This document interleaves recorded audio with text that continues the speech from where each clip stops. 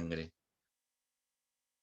Pero hay un pacto, y como decía hoy Dumas, este pacto es un pacto distinto, de sangre, de gracia, en el que Dios asume y Dios dice, si vos Abraham no cumplís, esto me va a pasar a mí. Y Abraham, en todos nosotros, no cumplimos con la ley. Y a todos nos pasó. Y todos, por todos nosotros, Cristo, el Hijo del Hombre, Dios hecho hombre, pasa por esta zanja en la cruz y derrama su sangre por nosotros. Entregaré a los hombres que han transgredido mi pacto, que no han cumplido las palabras del pacto que hicieron delante de mí, cuando cortaron en dos el becerro y pasaron entre los pedazos. Y a los oficiales de Judá, a los oficiales de Jerusalén, a los oficiales de la corte, a los sacerdotes y a todo el pueblo de la tierra que pasaron entre los pedazos del becerro.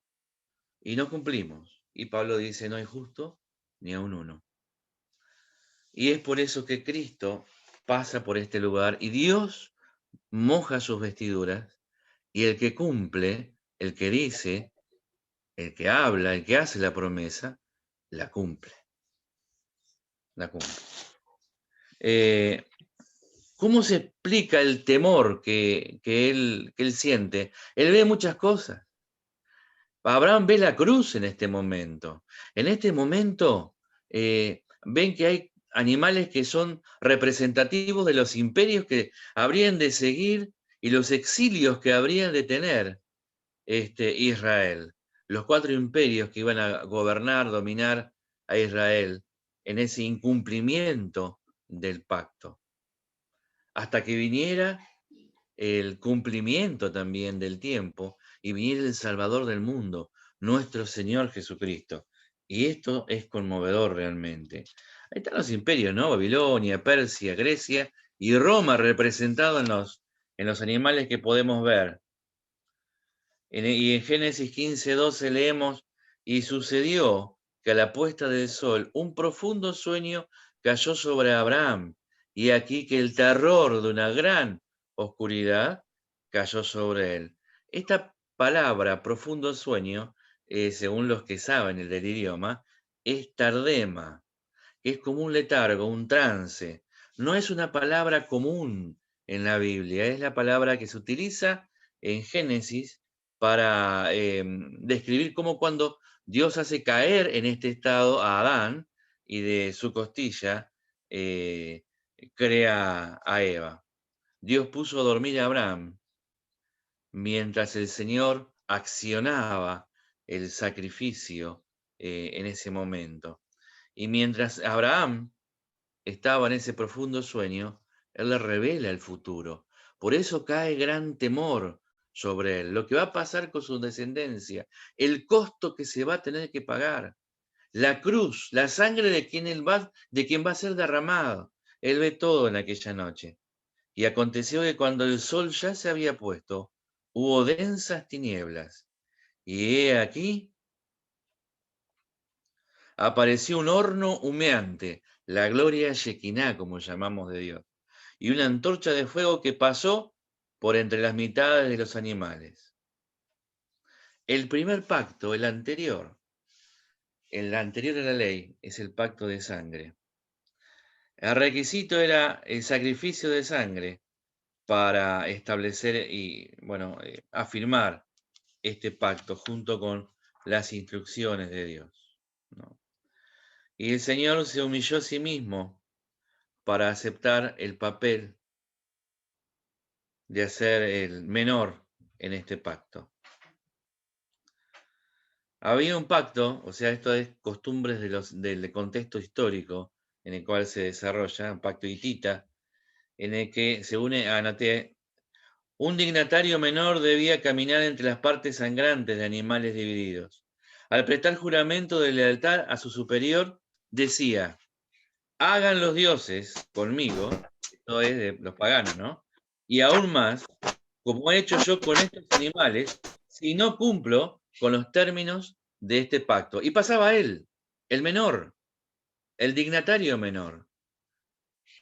Dios toma esta forma de pacto, de la cultura en la cual se movía Abraham, y él pasa por este lugar.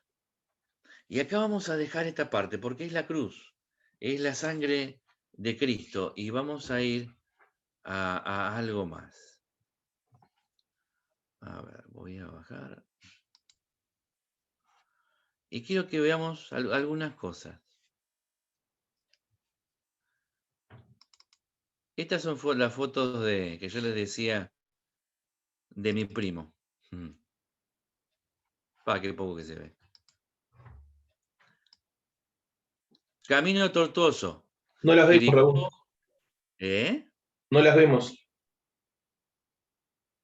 Su función de compartir pantalla está en pausa. Apa.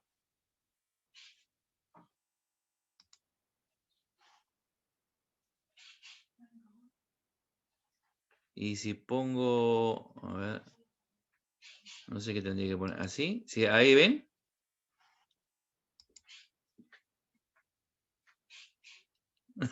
Bueno, está.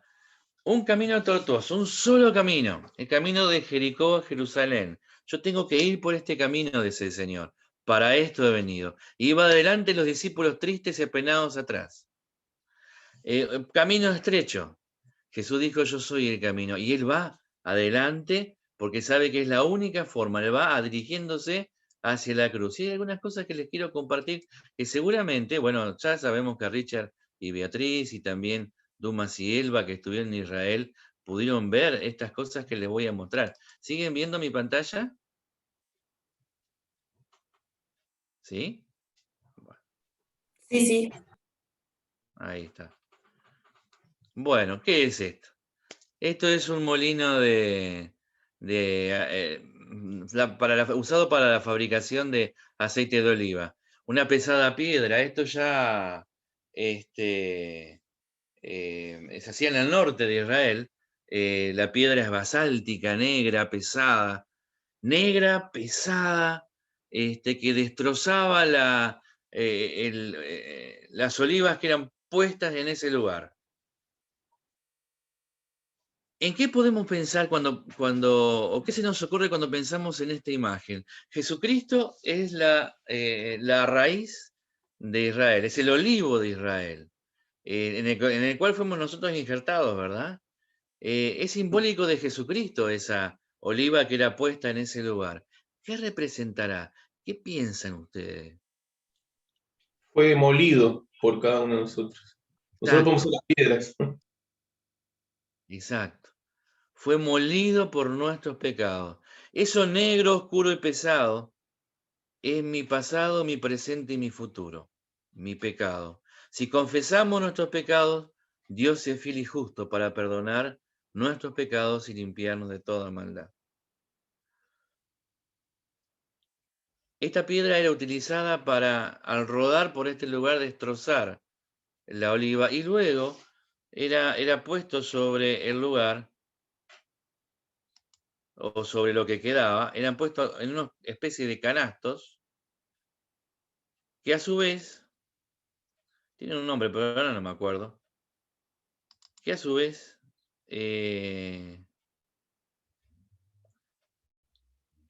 estos canastos se amontonaban en este lugar. Ven que tiene como una zanjita acá alrededor y luego algo por donde se vertía el aceite. La pasta deshecha de la oliva, la segunda etapa de extracción, era colocado bajo esta piedra. Esta piedra es llamada Getsemaní. Eran los Getsemaní los que presionaban esas, no sé cuánto, la cantidad de kilos que pesaba estas piedras que eran enormes, iban presionando, demoraban horas en estar presionando. Jesús pasó 3 horas en la cruz hasta que por su enorme sufrimiento entregó su vida. Nadie se la quitó.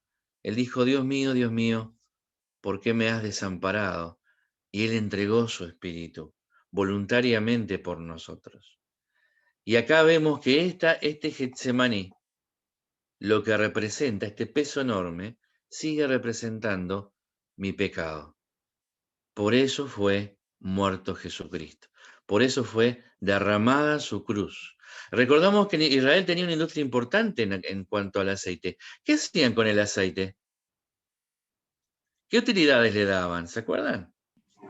De todo, medicinales, alimenticias, digamos, tenía un valor hasta espiritual, si se quiere, el aceite. No solamente comercial, sino fundamentalmente espiritual. ¿Ah? Era un símbolo espiritual. Hasta para las lámparas. Exacto. Piensen en todo lo que han dicho. En luz. Cristo es luz. Sergio mencionó medicinal. Sí, claro que sí, era el ungüento en la medicina. También mencionó espiritual. Los reyes eran ungidos, ¿verdad? Cuando se tenía una misión, se hacía con aceite. Era curativo, era alimenticio, era de valor, era aquello que les daba vida. Era algo muy importante. Por eso es representativo y tan representativo del Señor Jesucristo. Esto es lo que Cristo es para nosotros. Pero costó Getsemaní, costó la cruz. Y seguimos un poquito más adelante y ahora vamos a pasar a otro tema que creo que es importante. Hay una tumba que está vacía, ¿verdad? Todos recordamos seguramente esa tumba en la que muchas veces Richard y Beatriz nos contaron que estuvieron, ¿no? Cuando estuvieron en Israel, con Duma, con Elba. Esa tumba vacía, esa piedra que fue movida. Todo tuvo un costo para Dios tuvo la cruz. Ahora pensemos en la tumba. Yo sé que tenía por acá un video, pero no quiero perder tiempo. Porque ustedes saben que la tumba es un lugar vacío, pero que perteneció a una persona importante. ¿Se acuerdan cómo se llamaba? Se llamaba José de Arimatea. José de Arimatea. José de Arimatea era una persona importante. Era miembro del Sanedrín junto con Nicodemo, piden el cuerpo del Señor y él le entrega una tumba nueva que costaba muchos siglos, costaba mucho dinero, era una fortuna, pero se la entregaba a Jesucristo. Le estaba entregando todo a Jesucristo. Era nueva, no. El Señor había pedido que no se mezclaran las cosas, las semillas, los animales, y en las tumbas eran familiares. Tampoco se dejó de compartir. Tampoco se compartían. O sea que esa tumba de ninguna manera podía ser usada por otra persona. Él la entregaba por completo. Y hay dos cosas en esto. Es importante también pensar que seguir a Cristo tiene un costo. Y hay una entrega que tenemos que tener hacia Él. Hay un precio que tenemos que pagar en todas las cosas. Seguirle a pesar de todo. A veces vivimos como que si Jesucristo todavía está en la tumba, pero Él resucitó. Tenemos que mover la piedra. Él está vivo. Sigue con el mismo poder de siempre. No sé si puedo seguir compartiendo.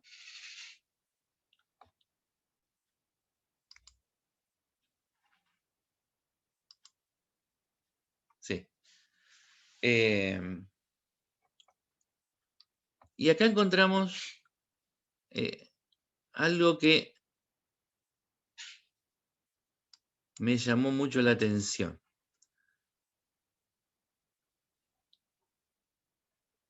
¿Saben qué es este lugar?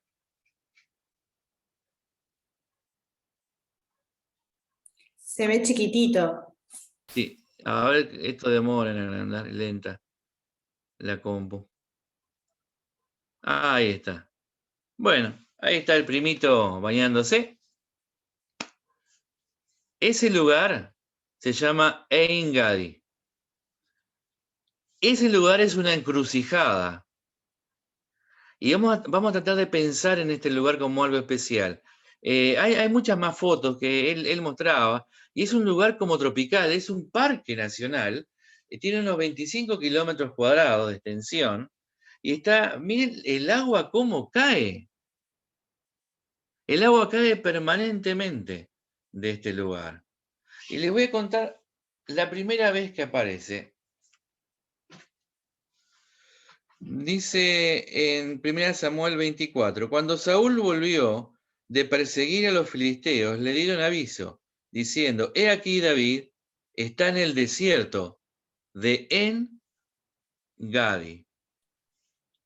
Y tomando Saúl 3000 hombres, escogidos de todo Israel, fue en busca de David y de sus hombres por las cumbres de los peñascos de las cabras monteses. Y cuando llegó a un redil de ovejas, en el camino donde había una cueva, entró Saúl en ella para cubrir sus pies, y David y sus hombres estaban sentados en los rincones de la cueva.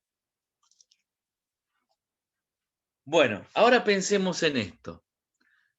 ¿Puedo mostrarle algunas fotitos más?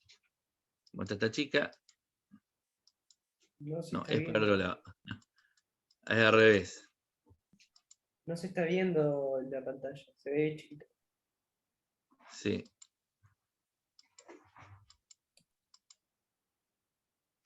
Bueno. Ya metí la pata. A ver.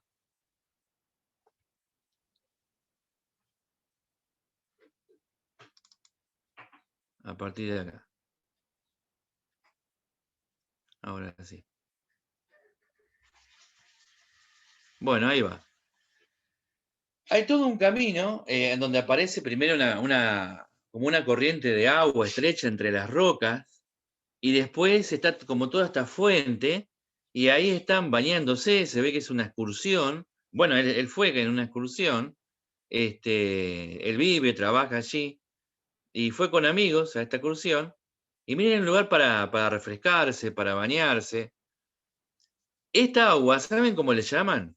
Le llaman agua viva, porque esta agua es pura, viene de un manantial que está a unos 30 metros arriba de este lugar. Pero otra vez. Bueno.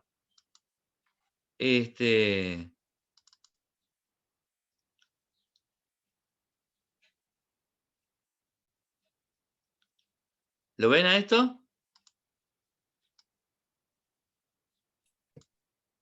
De la roca, desde allá arriba, surge esa fuente enorme de agua que es agua viva, agua pura. En Israel había dos tipos de fuentes de agua. La fuente de los estanques, como el estanque de Siloé, por ejemplo, la fuente de los estanques y estas aguas, las de manantial, las puras, las que se renovaban, las que caían con el ciclo de la lluvia y se purificaban desde la roca, que salían de los manantiales.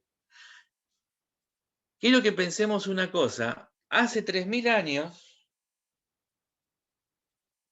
el rey David, o David cuando no era rey, se esconde en estas cuevas, en esta fortaleza, se esconde de Saúl. Y él viene del desierto, se viene escapando. Imagínense el estado en que él estaba y cómo él llega a este lugar, y en este lugar él y sus hombres encuentran el fresco del agua, algo que los renueva, algo en donde se pueden bañar, beber, estar, descansar y esconderse del enemigo, porque eran como una fortaleza esas cuevas donde estaban. Y Saúl nunca lo pudo alcanzar, y hasta Dios puso allí, delante de él, la vida de su propio enemigo, de Saúl. Dios es nuestro amparo y fortaleza, nuestro pronto auxilio en las tribulaciones.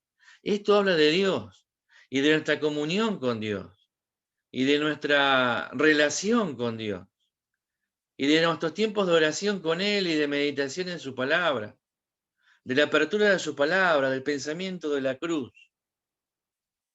Nos habla de cómo nos podemos refrescar.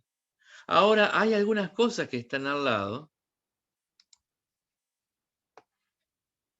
¿Qué es esto?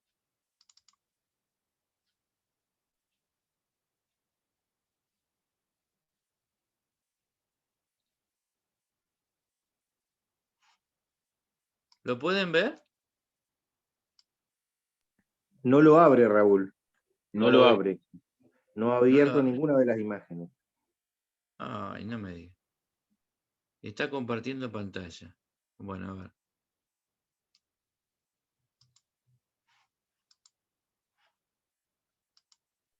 La foto se ve, pero se ve chiquita. Ahora sí se ve grande.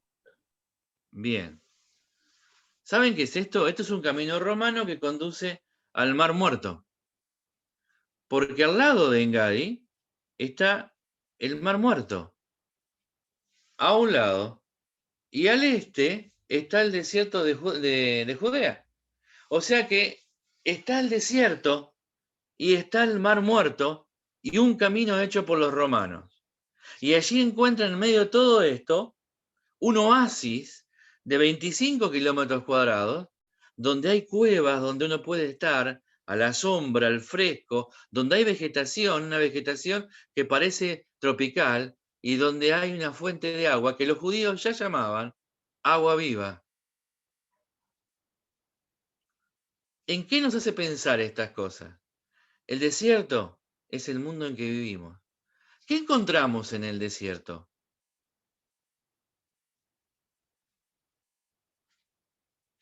Encontramos víboras, serpientes. ¿Cómo se llaman estos que? Desolación, Desolación, Soledad. alta temperatura, soledad. soledad, alta temperatura, Escorpiones. escorpiones, era el que no me salía. Son peligros, un lugar inhóspito. Ese es el mundo hueco, malo, vacío, quebrado en el que vivimos, perdido, donde la gente trata de salir a través de diferentes formas, con adicciones, que caen en depresión, en tristeza, en angustia, en enormes ansiedades, y más en la época en que vivimos. Y muchos toman el camino equivocado. Este camino romano va rumbo al Mar Muerto, que a simple vista parece, bueno, es agua. Y parece que podría ser bebida, pero no, es imposible. Porque es agua de muerte. De un lado el desierto, del otro el Mar Muerto, un camino que conduce a la muerte, y de este estoy yo, en Ein Gadi, bebiendo del agua de vida. ¿De qué cosas me habla esto? ¿En qué piensan? ¿Quieren que les cuenten lo que yo pienso? Porque ustedes demoran en contestarme. Yo Yo pienso pienso en la que... provisión de Dios. Para mí es la Bien, provisión de Dios. Que aún en medio de la muerte, de la desolación, del camino hacia la muerte, de los peligros, Él siempre está. Que no necesita una gran extensión. Aún siendo un punto en el medio de esa extensión territorial, es el único lugar que te da vida. Tiene un paralelismo con la cruz. La cruz es un ancho muy estrecho. El camino de la cruz es un camino muy estrecho. Él no desplegó un ejército, él se desplegó los brazos. El ancho de ese camino que lleva a la vida es el ancho de los brazos de un hombre en cruz. ¿Ah? Proporcionalmente es lo que es ese oasis. Ese oasis es un camino es un lugar muy angosto. ¿Ah? Te da todo, pero no necesita una gran extensión. Necesita que vos entres en él, que vos te entregues y te dejes estar en él. ¿Ah? Que salgas de la gran extensión para concentrarte en ese pequeño punto central que es Jesucristo. bien. Me acuerdo de David Raúl, Salmo Sí. 23. Ajá. ¿Saben en qué me hace pensar esta imagen? Me hace pensar en ese tiempo en que estamos juntos, en la iglesia. Estamos disfrutando del agua viva, no del agua estancada. La gente del mundo toma del agua de los estanques, del agua estancada. El agua estancada trae muerte. Un animal puede caer en un pozo de esto y trae muerte. En una de las chacras donde visitamos, nos decía el dueño a 14 kilómetros de Paysandú, tenía un pozo, dice, pero se me cayó un animal y no podemos tomar el agua. Está contaminada. De esa agua toma el mundo. Entonces, ¿qué tengo que hacer yo? Es hermoso estar acá. pero sería irresponsable de mi parte si yo me quedara a vivir de esta forma y no tomara de esa agua y la llevara al desierto. El desierto hay cosas malas, pero también hay cosas buenas allí. Porque Dios cuando saca a Israel de Egipto, lo saca como una novia y la lleva por el desierto, porque la lleva con él. Y en el desierto ocurrieron cosas que eran también importantes. En el desierto fue preparado, en la prueba, en la cueva de Adulam, fue preparado David para antes de su reinado. Ocurrían también cosas importantes. Dios se encuentra con Moisés en el desierto, en aquella zarza ardiente. Dios le da una misión. Y tenemos que ir de esta fuente cada día con el Señor, pero no quedarnos allí, no encerrarnos en esto. Tenemos que salir. Y cada uno de los miembros de la iglesia tenemos la responsabilidad de tomar nuestra porción de agua y llevarla al desierto. Y muchas veces Dios nos conduce al desierto, a desiertos de sufrimiento, de pérdida. Hay cosas que yo estoy aprendiendo ahora que no conocía en mi dolor, con el que creo que voy a poder ayudar a otros, porque se vienen tiempos muy difíciles. Y han pasado cosas que no he entendido porque yo no las pasé. Y Dios nos hace pasar por estos desiertos para que podamos aprender también. Tenemos que ir al camino del mar muerto, al camino ancho a buscar a la gente para que salga de allí. Tenemos que ir al desierto, al lugar inhóspito, al difícil y volver y estar en los dos lugares. Y hay una cosa que Dios le pidió a Israel que no hicieran. Dios le pidió a Israel que no cavaran cisternas para sí mismos, que no vivieran para ellos mismos. Dios les pidió que buscaran del agua viva. El agua viva en Israel era el agua esta que corría de los manantiales, que no era estancada. Por eso Dios la usa y estemos pensando en Juan capítulo 4. Pensemos, hermanos, en aquella mujer samaritana y en aquella oferta que le hace el Señor Jesucristo.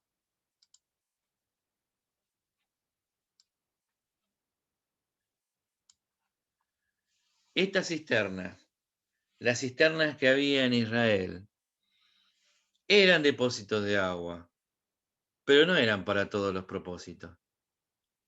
Ni tenían la sanidad que tiene el agua pura de la comunión con el Señor Jesucristo. Quizás nos acostumbramos a... Esto me hace pensar en la religión estancada del tiempo de Jesucristo, cuando Él condena a los fariseos y también los condenamos nosotros, que bebían de agua estancada de la religión, de costumbres que tenían. El desierto, la prueba, la dificultad, nos hace tener sed de Dios. ¿Recuerdan el Salmo, verdad? Donde David dice, yo tengo sed. ¿Cómo es que dice que brama? Como el ciervo por las aguas en el desierto. Así estaba clamando David por la comunión con el Señor. Y la religión es agua estancada. El iglesismo es agua estancada. El costumbrismo de determinadas conductas que podemos adquirir como hábitos automáticos en las que nos ponemos en piloto automático en nuestras vidas, pueden ser estos estanques. Pero Dios quiere que vayamos a la fuente, que la fuente es la cruz, que la fuente es la comunión con Cristo, es mi libreta de oración, es mi lectura de la Biblia, es mi Ein Gadi donde me refugio. Pero el camino del mundo en que estamos es un desierto. Y hay personas con temor, hay personas con angustia y con miedo, y no saben qué decisiones tomar, y precisan ayuda, y tenemos que llevarle el agua a nosotros. No se las tiene que llevar Duma y Elba, o los hermanos que tanto trabajan en la iglesia y cosas tan hermosas que hacen, como me ha contado todas las tareas que hacen ustedes, y son tan generosos con los barrios pobres del lugar y se han interesado tanto. Es tarea de todos nosotros el estar llevando esta agua viva a aquellos que están precisando. El Señor la llama agua viva en Juan 4, porque es viva en el sentido de que es dadora de vida, es vivificante. Lo que Cristo nos da no es algo para mantenernos vivos, para sobrevivir, es algo que nos da para hacernos vivos realmente. Esta es la agua de gracia y de verdad que vino por el Señor Jesucristo, como lo describe a la mujer samaritana. Yo estaría perdido si no fuera por esto. Pero Él es el río de agua viva que corre, como dice Apocalipsis 22:1, un río limpio de agua viva, resplandeciente como el cristal, que salía del trono de Dios y del Cordero. Y voy a terminar, hermanos, con una imagen más. Se me ha complicado con las imágenes, yo lo quería hacer más fácil yo. A ver. Bueno, cierro esta. Ajá.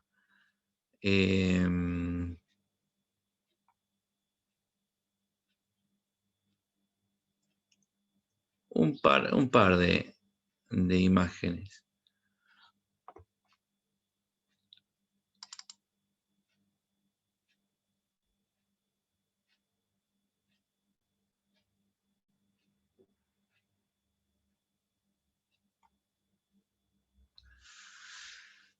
A ver, ¿la están viendo esa imagen? No, no No. sale, Raúl. Bien, a ver. Ahí. ¿La ven? Ahora sí. Bien, gracias. El Señor predicó en un par de ciudades. ¿Se acuerdan dónde estaba ese molino? Era Capernaum. Capernaum vivían entre 1.000 y 1.500 personas. La mayor parte de su ministerio lo realizó allí. A pesar de todos los milagros que vieron, no le creyeron. Pero él murió en la cruz. Esta es Cesarea, aquella ciudad que Herodes erigió en honor a su amigo que lo había puesto en el trono, al César. Era el puerto más importante. Ellos le habían puesto algunas condiciones para ser rey: que mantuviera la paz, que mantuviera a los enemigos del sur de Israel a raya, que no entraran, que no pasaran por esto, que controlaran las vías comerciales, las vías del mar, la vía Maris y la otra, la real, que eran las rutas de comercio importante, y que tuviera un puerto que comunicara, que permitiera que a Roma llegara fácilmente a las costas de Israel, porque no había puerto. Este puerto llegó a superar el puerto de Cesarea de Filipo. Ustedes saben que los Herodes, especialmente Herodes el Grande, le gustaba hacer cosas gigantescas, enormes. Y él erigió este puerto. Y de este puerto salió el Evangelio. Pablo salió muchas veces del puerto de Cesarea de Filipo al mundo para predicar el Evangelio. Aquí vemos por acá no sé si ven el cursor, el palacio. Uno de los palacios de Herodes constaba de piscinas, de agua caliente, un adelanto tremendo. También tenía acá otras construcciones. Directamente se llegaba desde el mar y se entraba y se tenía audiencia con Herodes. Acá entraban los barcos, el comercio, las fuerzas militares, lo que fueran, y era una especie de colonia donde vivían muchos romanos. Había más romanos y helenistas, griegos, que judíos viviendo en este lugar, en Cesarea. Acá comienza también el principio del fin de Israel. En el 67 después de Cristo, cansados por las protestas de los judíos, se produce una masacre de parte de los romanos y los griegos que vivían y matan a miles de inocentes en esta ciudad. Era una de las ciudades más modernas del mundo. No tenía nada que envidiarle a Roma. Pero llegó a su fin. Y en el 70 después de Cristo, cuando llegan los romanos finalmente, las legiones romanas destrozan todo. Esto era símbolo de la gloria de Israel. Era un puerto más importante que el de Roma mismo y no me acuerdo, el puerto griego, que eran los más grandes de aquel momento. Era el más grande del mundo. Era una obra maravillosa. ¿Sabe qué quedó de esto? No quedó nada. Quedó polvo, apenas piedritas. No quedó nada. Y esta es la vida cuando uno la dedica a uno mismo. ¿Por qué lo hizo Herodes a esto? Para hablar de su gloria, para dedicarse a sí mismo, para construir para sí mismo. Pensemos, hermanos, que la cruz, la salvación ha tenido un costo inmenso, enorme. Nada material se compara con eso. No vivamos para nosotros, vivamos para Él. Entreguemos todo. ¿Qué quedó? Quedaron piedras. Piedras que todavía, pedacitos de mármol que todavía se pueden ver en las costas del mar Mediterráneo. No quedó nada de esto. Testimonio de unas piscinas, de restos de un palacio. Hay un anfiteatro que fue descubierto hace poco como para 4.000 personas. Este no es el palacio, este es el anfiteatro, creo. No quedó nada de esto. ¿Qué quiero que quede de mi vida? ¿Qué quiero sembrar en mi vida en este tiempo?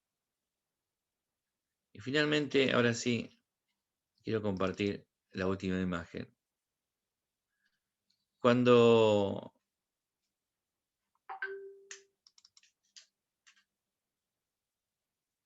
el Señor Jesús está en la última Pascua, la última cena,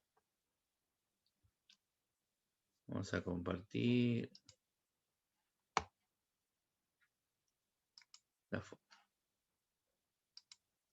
¿Lo pueden ver? Sí, se ve. Lo que ustedes están viendo ahí es una boda judía. En una de las etapas de la boda, los novios toman 2 veces vino, uno como novios, en la que es algo simbólico. El novio le ofrece esa copa de vino. Te ofrezco mi vida, te ofrezco mi amor, te ofrezco todo lo que soy. Y la novia lo acepta. Y le dice, sí, yo también acepto este acto de amor, esta demostración de amor. Y la bebe junto con él. Y también te ofrezco la mía. Y te doy mi vida y me comprometo con vos. Y luego la toman como casados. La vuelven a tomar. La noche en que está reunido Jesucristo con sus discípulos en la Pascua, toma la tercera copa, la copa de bendición. Él, por supuesto, toma la quinta, la de maldición. Pero antes de eso, él hace algo que no se hacía en la Pascua. No recuerdo qué era lo que recitan, ¿no? ¿Verdad? Recitan un salmo, es la copa de la salvación, de la redención. Luego de recitar el salmo, él entregaba la copa, era lo que había hecho en las Pascuas anteriores, pero en esta no, hace algo distinto con esta copa. Esta copa lo ofrece como el novio o la novia. Y le dice, este es el pacto en mi sangre. Él les está diciendo, los amo. Voy a morir por ustedes. Voy a entregar mi vida por ustedes. Le dice, los amo. Y esto los debe haber sorprendido porque seguramente por su cultura pudieron relacionarlo con los casamientos, con lo que habían hecho con sus prometidas, con ese compromiso de amor. ¿Quieren casarse conmigo? ¿Quieren ser mi esposa espiritual? Yo los amo. Pero los que tomaban la copa le decían a Jesucristo, Señor, yo te amo. Yo te amo. Yo también, Señor, acepto este sacrificio de tu amor y estoy dispuesto a dar mi vida por vos. Hermanos, cuántos pensamientos de todas estas cosas, ¿no?, que hemos visto en esta mañana. un sacrificio, una entrega. Uno que dice, vos no podés, pero yo puedo, y me abraza por la gracia. Y me pone en una encrucijada de situaciones, que a veces son de sufrimientos, donde encontramos serpientes. ¿Cómo se llaman los bichos que pican? Escorpiones, calor, sufrimiento, desagradecimiento, abandono, soledad. Ahí me prueba el Señor. Y vuelvo a Engadi, vuelvo a la fuente, al agua pura, y ahí me refresco y tomo fuerza. Porque la fuente no somos las personas, no son las instituciones eclesiásticas. Es Cristo, es su persona, es la sangre que Él derramó.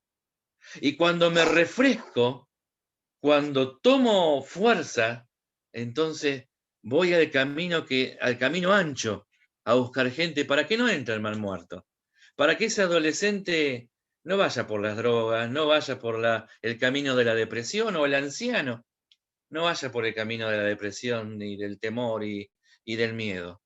Y voy al desierto de nuevo. Y ahí me caliento con ese calor abrasador. Y estoy bajo el sol, pero comparto. Y saco a la gente y le digo, vengan conmigo. Vamos a Engadi de nuevo. Porque hubo alguien que me dijo, te amo. Y voy a dar mi vida por vos. ¿Y vos? Cuando tomé la copa esta mañana, le dije eso al Señor. Señor, no voy a construir para mí. No voy a ser un Herodes. Mañana no van a quedar piedritas de mármol en la costa del mar. Mañana van a quedar vidas que fueron alcanzadas, que fueron testificadas de tu amor. Vidas a las cuales le compartí la cruz. Que el Señor nos bendiga, hermanos, con este pensamiento en esta mañana. Y pensemos en la gracia. Y pensemos que quizás no hemos cumplido con eficacia el tema de estar brindando el agua viva. Bueno, Abraham estuvo corriendo toda la noche porque él no era digno. Y ninguno es digno. Pero por la gracia de Dios, nuevas son sus misericordias cada mañana. Y nueva es su oportunidad. Y hoy, hermanos, tiempo de pandemia. ¿Se puede convertir la gente? ¿Podemos llegar a ello? Sí, hermano, lo podemos hacer. Tenemos que hacerlo. Hoy tenemos nuestros propios dolores, porque son el desierto. Vayamos a Engadi, recuperemos fuerza y salgamos a predicar el Evangelio. Que el Señor nos bendiga, hermanos, en esta mañana.